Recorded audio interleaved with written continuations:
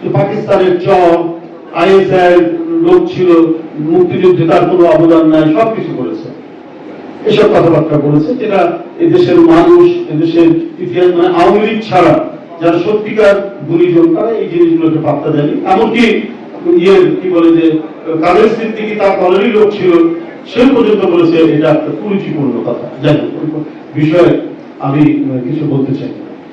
কিন্তু জিয়াউর রহমানের যে অবদান বাংলাদেশী জাতীয়তাবাদ, শেখ হাসিনা এটাকে মুছে ফেলতে পারেনি।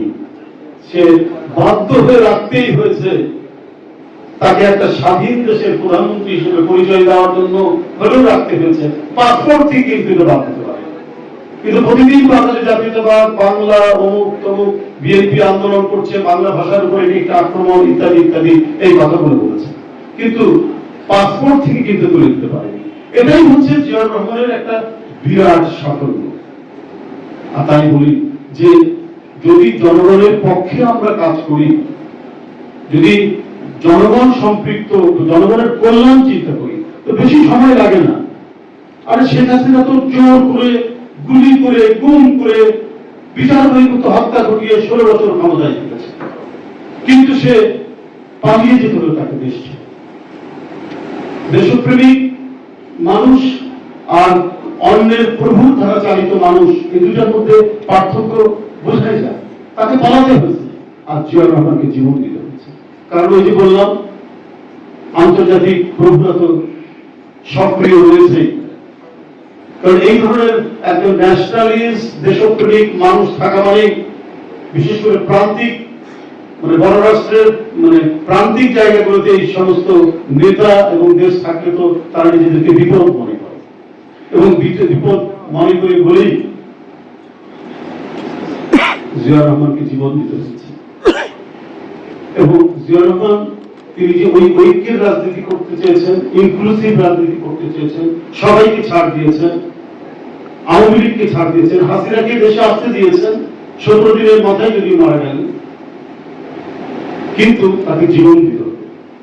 আপনার ফরাসি বিপ্লবের একজন বিপ্লবী চার্লস ডারটনের একটি কথা আছে যে every revolution devoured its own children. প্রতিটি বিপ্লবী তার সন্তানদের খেয়ে ফেলে।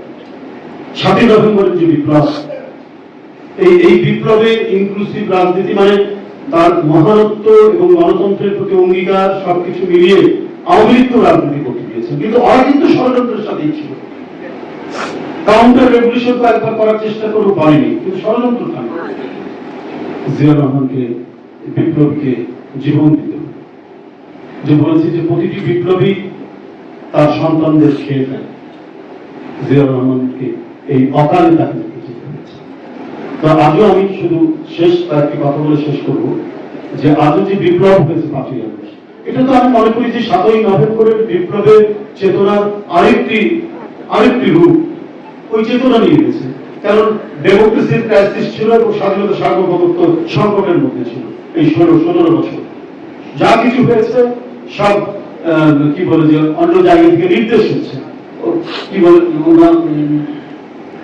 এরশাদের ভাই আর গোলাম কাদের ভারত থেকে ফিরে এসে বলছে না, আমাকে যে কথাগুলো বলা হয়েছে আমি এটা বলবো না।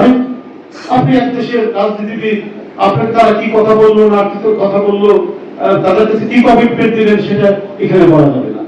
ভারতের পররাষ্ট্রমন্ত্রী এসে এরশাদকে হুঁশিয়ার দিয়ে যাচ্ছে, তুমি কি বলে হাসিনার অধীনে নির্বাচনে যাও। তো এটা কি সার্বভৌম দেশ নাকি? এই কারণেই তো 7ই নভেম্বরের চেতনা সেদিন গোটা জাতিকে উদ্বুদ্ধ করছে।